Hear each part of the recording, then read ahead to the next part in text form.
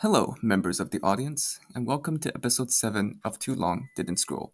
We have now reached a week of consistent, daily, quick, and listenable news updates detailing noteworthy events every day. Instead of endless scrolling through your newsfeed every day, instead have a quick 5-minute summary of the previous day's events for every day since January 20th of 2023.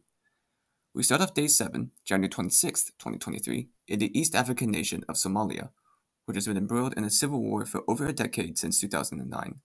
The war fought between Somalia government forces with the support of African Union peacekeepers and the Al-Qaeda and ISIS-aligned Al-Shabaab organization, which refers to itself as the Islamic Emirate of Somalia, has raged on throughout the 2010s as Al-Shabaab managed to occupy large swaths of Somalia, though its influence has been waning in the wake of Kenyan intervention and the Somali famine. As of today, under the orders of American President Joe Biden, an American military raid occurred in the northern mountain regions of the country. The raid resulted in 10 ISIS-aligned troops being killed, along with major Islamic State leader Bilal al-Sudani, who is described as a key operative in ISIS's operations in the country. Details on how much intelligence was gleaned from the raid are yet to come. Moving over to the Middle East, we center in on the conflict between Israel and Palestine in the city of Jenin, home to a large refugee camp in Palestinian-controlled territory. An Israeli Defense Forces team entered the camp with the claimed intention of detaining 3 Islamic Jihad militants.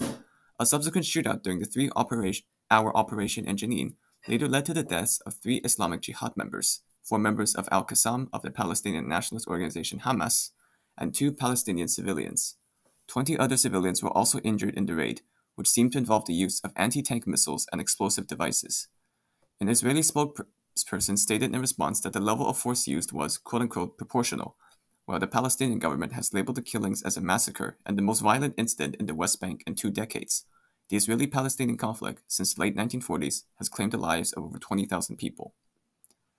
In Ukraine, the country has been enduring through series after series of missile and drone strikes on critical civilian infrastructure by Russia since last year.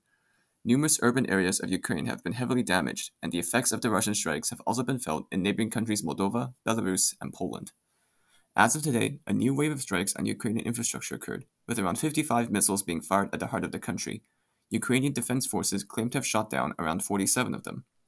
Such an attack comes after the country of Germany agreed to allow the export of its Leopard 2 main battle tank model to Ukraine. Reports currently stand at 11 people having been killed in this most recent attack. Moving over to the Caribbean, the nation of Haiti has been struggling in the midst of a crisis of energy cost and supply, civil unrest, gang violence, and more, which caused multiple riots and demonstrations throughout the country since September of 2022, coinciding with the marked rise in gang violence after the 2021 assassination of President Jovenel Moise. As of today, demonstrations erupted over the killing of 10 police officers in addition to the injury of one and disappearance of another.